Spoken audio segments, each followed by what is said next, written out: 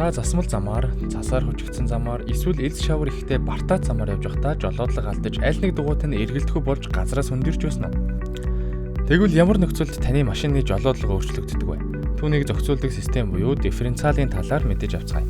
Энэ бол ардаа хөтлөгчтэй, урдаа хөтлөгчтэй, дөрвөн дугуй зэрэг хөтлөгчтэй гэх зэрэг бүхий л машинуудад хамааралтай жолоодлогын системийн тухай бичлэг юм.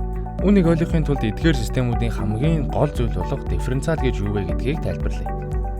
Энгийн машины тэнхлэг дээр хоёр дугуйг холбосон гэж бодоход тээврийн хэрэгсэл шулуун замаар хөдөлж явах үед хоёр дугуй адил хурдтай эргэлдэнэ. Хоёр дугуй адил зайгаар явж байгаа учраас хоёулаа нэгэн зэрэг эргэлдэнэ.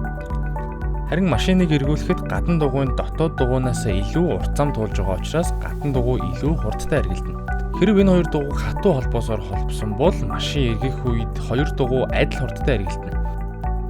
Энэ нь дотоод дугуйг түлхэхэд хүргэнэ. Өөрөөр хэлбэл энэ нь жолоодлогын хяналтыг алдуулна гэсэн үг.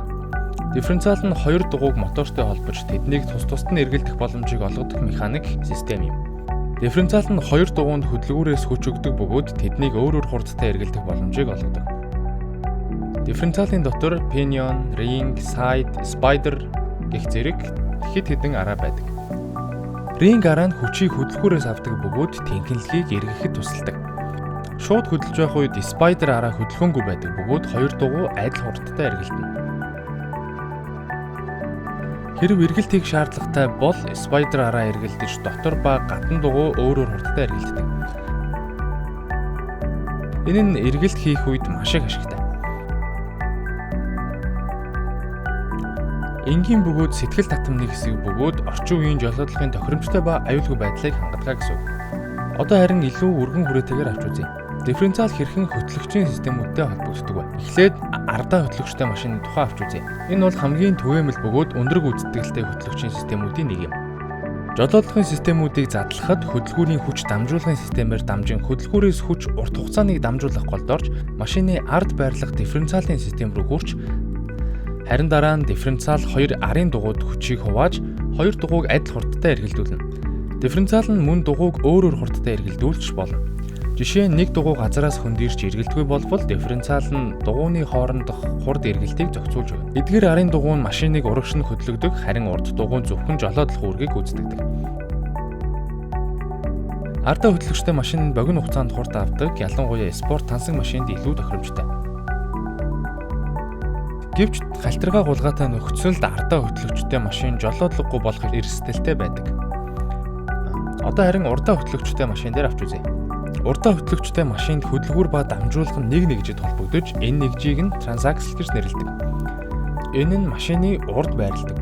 Хөдөлгүүр нь хүчийг бий болгож дамжуулга руу шилжин тэндээс хурд болон эргэлтийн моментыг тохируулах хараанууд ажилладаг. Транзакслын доторх дифференциалын хүчийг хувааж урд дугуйд CV тэнхлэгээр дамжуулдаг. Эдгээр дугуй нь машиныг урагш нь хөдлөгдөг бөгөөд урд дугуйн зөвхөн эргэлт хийх үүргийг гүйцэтгэхээс гадна жолоодлогыг хариуцдаг. Араа дифференциалыг холбож нэг дугуй барьцгүй болох үед дугуйг өөрөөр хурдтай эргэлдүүлэх боломжийг олгодог гэсэн үг. Гэхдээ ардаа хөтлөгчтэй машинтай харьцуулахад урдаа хөтлөгчтэй нь спортын жолоодлого хурдтай жолоодлогод төдийлөн тохиромжтой биш.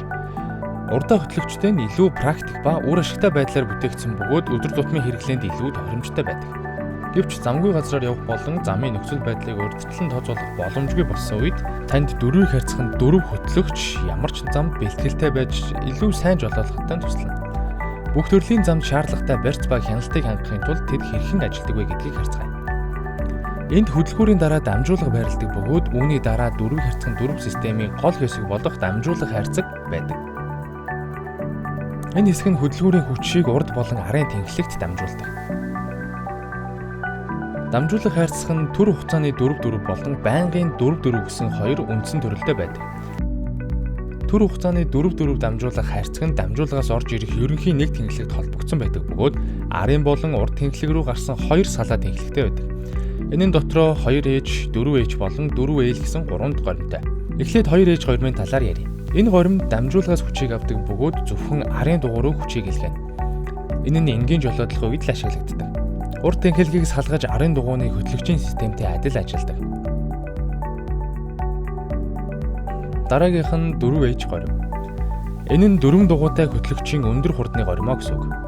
Хэрэв та нэмэлт барьц шаардлагатай бол дамжуулах хайрцаг урд тэнхлэгийн хэлхээ буюу хавхлагаар холбогдож энэ нь урд болон арын тэнхлэгийн хүчийг тэнцүү байрладаг. Хоёр тэнхлэгт яг тэнцүү 50-50 хүчийг илгээж дөрвөн дугуй бүгд хөдөлгөөнд орж машиныг ураг шөдлөхөд оролцсон. Дөрөв ээж горимд хоёр тэнхлэгийн аль алинд нь дифференциал байх бөгөөд эдгээр нь нээлттэй дифференциал араанууд байдаг. Эдгээр нээлттэй дифференциал нь арын ба урд тэнхлэг дээр зүүн болон баруун дугуйнууд өөрөөр хурдтайгаар эргүүлж чаддаг. Эдгээр нээлттэй дифференциал нь дөрвөн дугуйг өөрөөр хурдтайгаар эргүүлж чаддаг. Хэрэв нэг дугуй барьцгүй боллоо гэж бодъё. Жишээ нь шавар цуусан бол нээлттэй дифференциал нь ихэнх хүчийг эргэлдэж байгаа дугуй руу өгдөг. Энэ нь барьцгүй дугуйг хэрэггүй эргэлдэхэд хүргэж барьцтай дугуйд маш бага эсвэл огт хүч эргэлдэхгүй байж болно.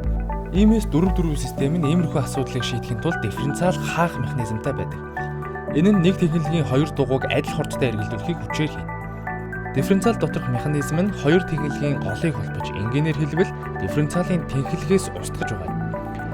Одоо энэ нь хатуу тэнхлэг шиг ажиллаж хоёр дугуй зөвхөн адил хурдтай эргэлдэж, барьцтай байдал дифференциалаас үл хамааран хурдтай эргэлдэнэ. Хүчийг хоёр дугуйд тэнцүү хуваарлах нь дугуй бүрт илүү сайн барьц бий болгож машиныг ураг шөдлөхөд тусалдаг. Энд зүүн дугуй барьцгүй байгаа бөгөөд хэрэггүй эргэлдэж байгаагүй. Дөрөв ээж горимын дунд болон өндөр хурдны замд зориулагдсан бөгөөд ерөнхийдөө нөхцөл байдлаас хамаарч 50-аас 90 км/цаг хурдтай байдаг. Хэрэгтэй бол хоёр ээж горим шилжүүлж болно. Харин одоо ямар үед дөрвөн дугуйтай хөтлөгчийн бага хурдны дөрөв ээлж горим шилжүүлэх вэ гэдгийг мэдэж авцгаая. Дөрөв ээлж нь илүү хүчтэй горимоо гэсэн үг. Хүнд нөхцөл болон замгүй газар жолоодохдоо хамгийн тохиромжтой. Үүнд өндөр хад чулуутай болон бартаа замаар өксөж уруудах болон ил шавар ихтэй замаар явхад ашиглагддаг. Огцон мэргэлттэй үед дугуй газар руу илүү сууж өгөх маягтай. Газар түүнийг тэгш ба эсрэг хүчээр тэлж энэ ургалтын хүч нь машиныг урагшаа хөдөлгөдөг. Иймээс өндөр эргэлттэй бол энэ систем дифференциал хаах механизм нэмэх нь дөрөв ээлийг хүнд нөхцөлд илүү тохиромжтой болгодог. Дөрвөн дугуй хөтлөгчтэй машинд төв дифференциал гэж нэрлэгддэг дэвшилтэд бүрэлдэхүүн хэсэг байдаг. Энэ нь урд ба арын тэнхлэгүүдийн хурдыг ялгаатай эргэлдүүлэх боломжийг олгож, төв дифференциал нь урд эсвэл арын тэнхлэг барьцгүй болох үед ихэнх эргэлт хүчийг барьцгүй тэнхлэг рүү шилжүүлдэг. Төв дифференциал нь машиныг эргэх үед тэнцвэртэй байлгадаг бөгөөд урд ба арын хүчийг тэнцүү хуваарлж нэг тэнхлэг барьцгүй болсныг таслан зогсоож тэнцвэрийг хадгалдаг. Энэ систем нь бага хурдны араа байхгүй тул зөвхөн зам дээрх гүйцэтгэл болон дунд зэргийн замгүй нөхцөл тохиромжтой байдаг. Одоо илүү орчин үеийн ба автоматжуулсан шийдэл болох бүх дугуйндаа хөтлөгчтэйг авч үзье. Энэ нь 4x4-ийн үргэлж бэлэн байх боломжтой хөлбөр нь бөгөөд ямар ч нөхцөлд ямар ч горим хэрэглэхгүйгээр зохион бүтээгдсэн. Энэ нь төв дифференциал эсвэл олон хавтгай бүрхүүлтэй хавхлаг ашиглан урд ба арын тэнхлэгүүдийн хооронд хүч хуваарлах боломжийг олгодог. Илүү сайн ойлгохын тулд орчин үеийн машинуудын олон хавтгай бүрхүүлтэй хавхлагыг жишээ болгон авч үзье. Ингэснээр баруун урд дугуйнд хүч зарцуулахдаггүй, харин хүчийг арын дугуй руу шилжүүлж системийн дугуйны барьцыг сэргээж өгдөг. Хэрвээ баруун урд дугуй барьцгүй болж мэдрэгч эргэлдэж байгаа дугуйг илрүүлж энэ мэдээллийг AWD хяналтын нэгжид илгээнэ. Хяналтын нэгж нь хавхлагын хавтангуудыг идэвхжүүлж энэ нь аажмаар арын тэнхлэгийг дамжуулахтай холбож илүү их хүчийг арын тэнхлэг рүү илгээнэ. За ингээд дифференциалтай холбоотой бүх чухал зүйлийг дурдлаа. Жолооч та бүхэн бүхий л жолоодлогын төрлүүдийг ойлгодог мэддэг байх хэрэгтэй шүү. Яг энэ бичлэг шиг өөр олон сонирхолтой бичлэг үзэхийг хүсвэл хайлайт сегменттэйгээ ойрхон байгаарай. Үзсэнд баярлалаа.